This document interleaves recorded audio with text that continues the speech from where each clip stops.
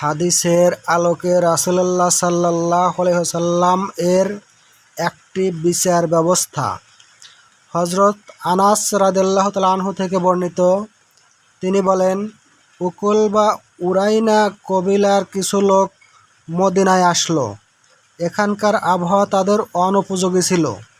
নবী করিম সাল্লাল্লাহু আলাইহি সাল্লাম তাদেরকে দুগ্ধবতী উটের নিকট গিয়ে তাদের প্রস্রাব ও দুগ্ধ পান করতে আদেশ দিলেন।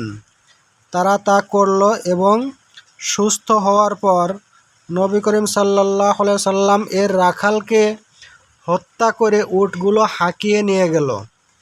এ সংবাদ দিনের প্রথম ভাগে তাঁর নিকট পৌঁছিলে তিনি তাদের পশ্চাতে লোক প্রেরণ করলেন।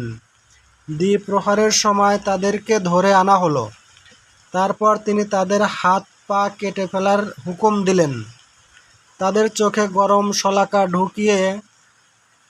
ঢুকিয়ে দেওয়ার পর উষ্ণ মাটিতে ফেলে রাখা হলো। তারা পানি পানি বলে চিৎকার করতে লাগলো, কিন্তু তাদেরকে পানি দেওয়া হলো না। আবু কেলাবা বলেন, তারা চুরি করেছিল, হত্যা করেছিল এবং ঈমান আনার পর কুফরি করেছিল। অবশেষে তারা আল্লাহ ও তার রাসূলের সাথে যুদ্ধে লিপ্ত হয়েছিল। রাসূলুল্লাহ সাল্লাল্লাহু আলাইহি সাল্লাম এর বিচার ব্যবস্থা যে কত সূক্ষ্ম ছিল তা এখান থেকে জানা যায়।